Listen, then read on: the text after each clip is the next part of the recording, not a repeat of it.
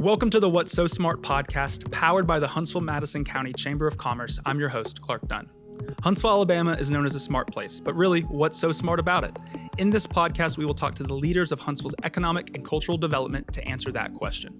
From rockets to genomics, from cyber to music, What's So Smart will explore the visionary and data-driven initiatives that make Huntsville so smart. Stay connected with us on all your social media platforms at A Smart Place. You can watch the full conversations on our YouTube channel at Huntsville, Alabama, USA, and be sure to subscribe wherever you listen. Thank you so much for tuning in, and we hope you enjoy this episode of the What's So Smart podcast. Welcome to the What's So Smart podcast. Today I sit down to talk with Peggy Sammon of Gene Capture. Thank you so much for being here today. Oh, I'm glad to be here. I'm looking forward to this. Thanks, Clark. Yeah, so I know that you're originally from the Toronto area. Talk a little bit about your journey to get here to Huntsville. I grew up in Canada I'm one of 10 children, big family. We spent our school years in Toronto, but all of our summers on a farm in Quebec. And so I really grew up knowing what a working farm was like and how meaningful that is. And it's actually had a big impact on my business career because being on a farm, you see the whole little business ecosystem at a young age, just how important it is that the animals are fed quality food to get a quality product, how important the garden soil is, just all of that. Yeah. Having people come and purchase the eggs every day and how they're separated into, the grade A eggs, grade B eggs. So I think even as a young child, I just got this sense of how making it all happen comes together. And I think that actually had a big impact on me wanting to do entrepreneurial work and get involved in business. So up until high school in the Canadian arena, and then we moved to Connecticut as a family.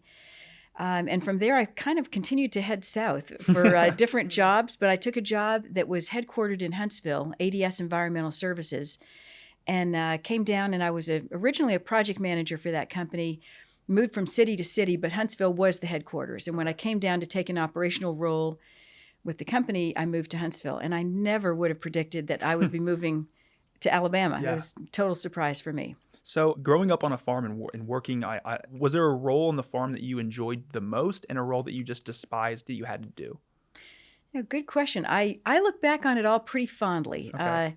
I'd say the role I enjoyed the most was probably early morning chores with my grandfather, because I feel that I got given some real responsibility there at a young age. And so it felt important to be the one that would, either collect eggs or bring the cows in or, something that was important to the operation of the farm.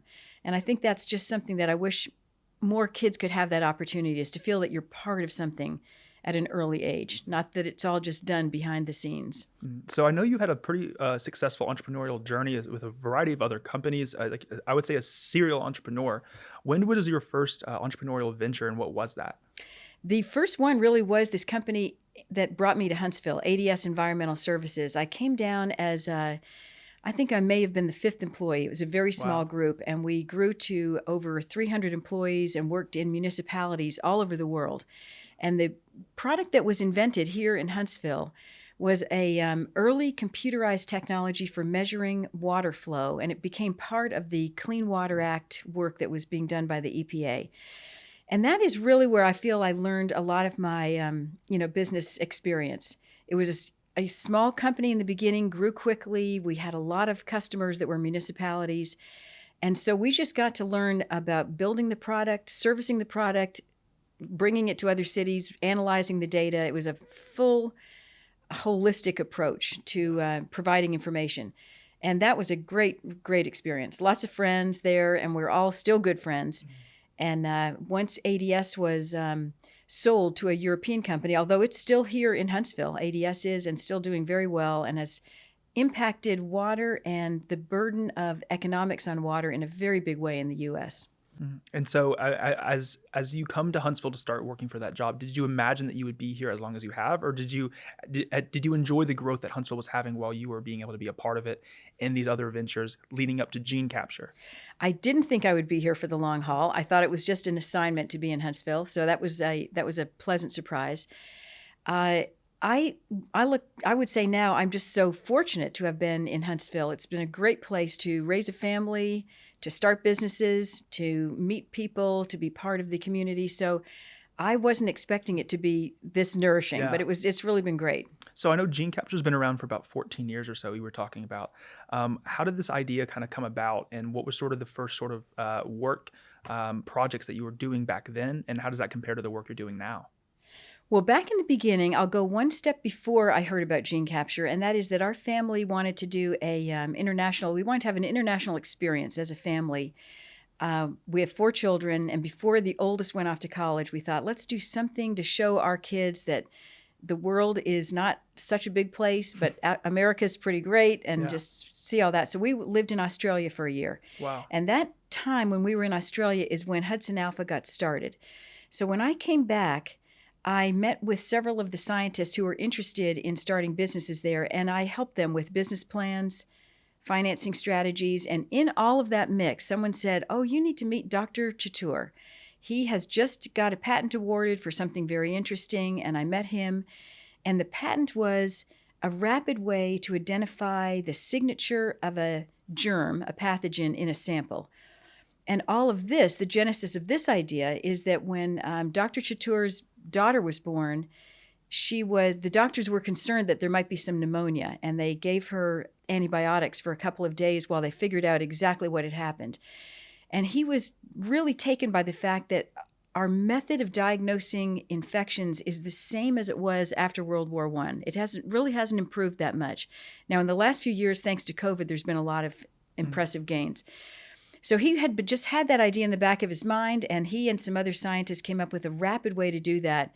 So when I read his patent and was looking at helping him with a business plan, I just thought it was fascinating, and it could have a really big impact in the health care industry. So I said, I'll co-found this with you. And he said, great, let's do it together. So that's how we got started. Okay. And like at the beginning, it was just a few scientists kind of in like just a small little room, just kind of like just doing this work in the evening. Yeah. Exactly. Most everybody had a different job, but we were trying to see if we could get this idea could this idea really be automated and done in a way that could move out of the lab? Mm-hmm. That was really our big thought. And we have shown that can happen. So our mission at Gene Capture is to identify multiple infections in a very short period of time, but with no lab infrastructure, no refrigeration, no enzymes, not where you need a lab or water, anything like that. So this is something that could happen in a remote environment or a point of care environment.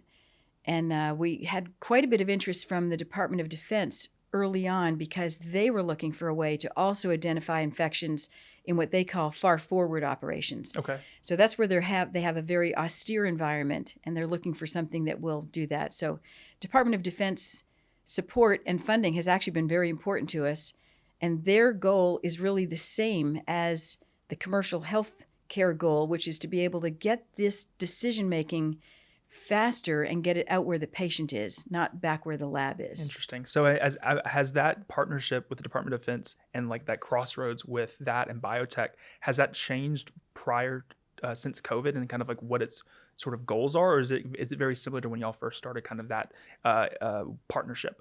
It is very similar, I'd say, with one exception. So when we started with Department of Defense, they gave us a list of pathogens that they wanted to be able to find a quick way to identify if one of their warfighters had been infected. After COVID, they said, now we also want to come up with a way to identify a new pathogen that's not known to us.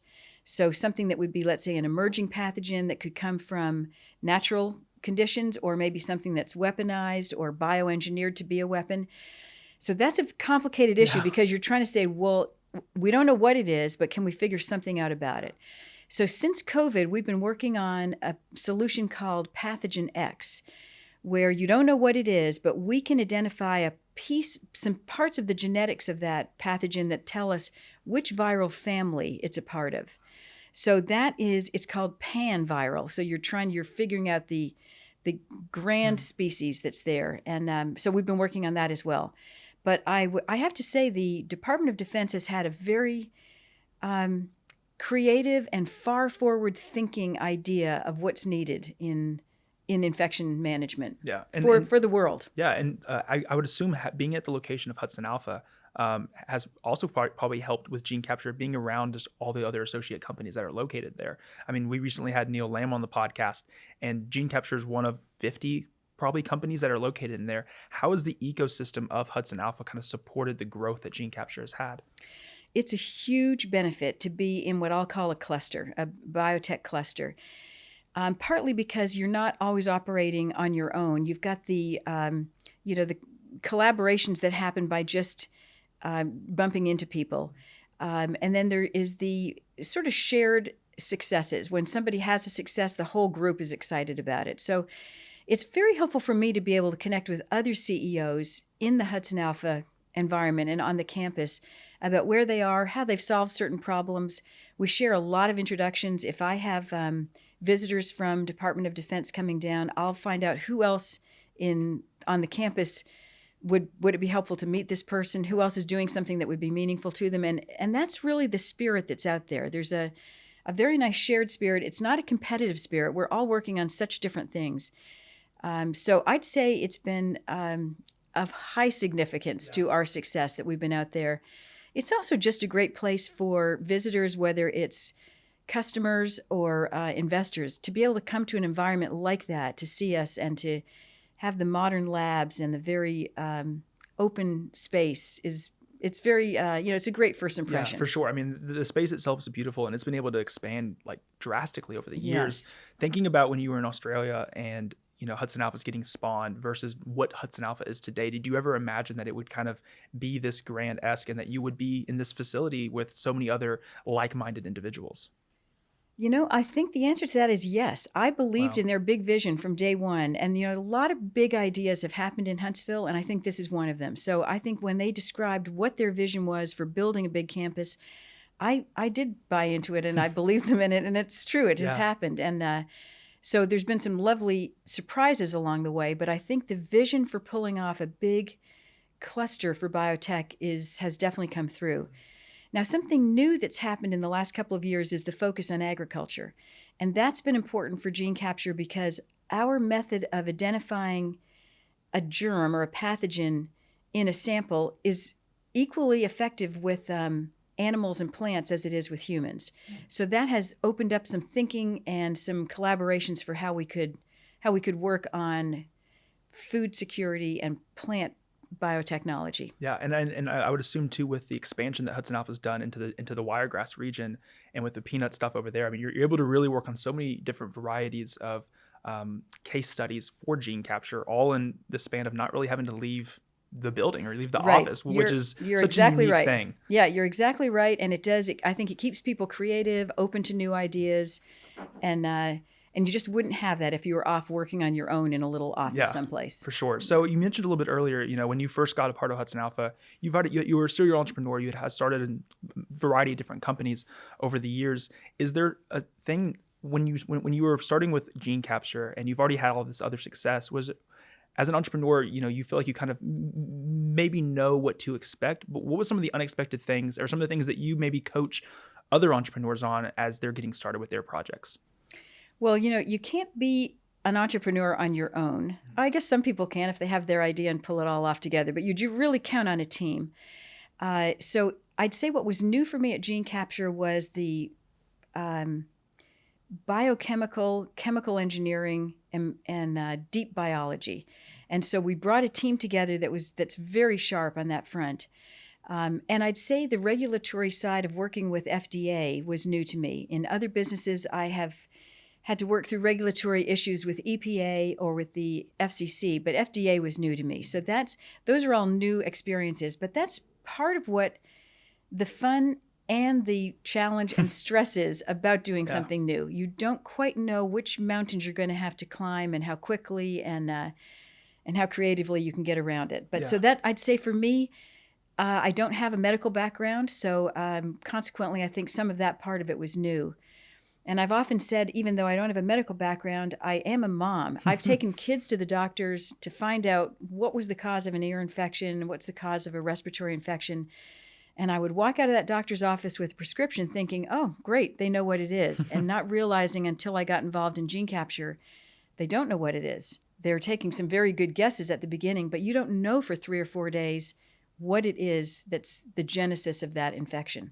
And that's been very exciting for me to think that we could do something like that in an hour that currently takes 3 days. Wow. Yeah. And so, I mean, thinking through your time here in Huntsville, I mean, what do you think makes Huntsville such a smart place? I mean, there's so many different things going on here. Is it the ecosystem that's been built here, or is there something from your perspective that kind of makes Huntsville unique? I think the ecosystem is a big part of it. I'd say overall, it's a very cosmopolitan city, and people are very open to big ideas. And I'd say, I think our background in the moon rocket program and the Saturn V, I think there's just a shared pride that this community has pulled off something really big. And there's a desire to do that again and to do it more often. So I have found people to be very supportive, very helpful. You describe what you're working on and they say, oh, I know somebody here. Let me introduce you to them. That is very common in Huntsville. And I don't think it's that common in a lot of other cities. So there is just a nice collaborative openness that's here. And I think that makes us a smart community. And it partly makes us smart because our minds are just naturally more open to new ideas. Yeah. Well, thank you so much for being here today and talking a little bit about the work you're doing at Gene Capture, some of the previous work. It's exciting to see just how these new things are popping up and how the opportunities that are here in Huntsville are really you're allowing your Gene Capture being a part of that and being able to find new and unique ways to solve problems. We'll have all your information in the episode notes if you want to find out more, but thank you so much for being here. Thank you. This was enjoyable. I appreciate it. And good luck to all the other companies that are out there. Thank you so much for listening to this episode of the What's So Smart podcast. Stay connected with us on all your social media platforms at A Smart Place. You can watch the full conversations on our YouTube channel at Huntsville, Alabama, USA, and be sure to subscribe wherever you listen. Thank you so much for tuning in, and we hope you enjoyed hearing more about what makes Huntsville so smart.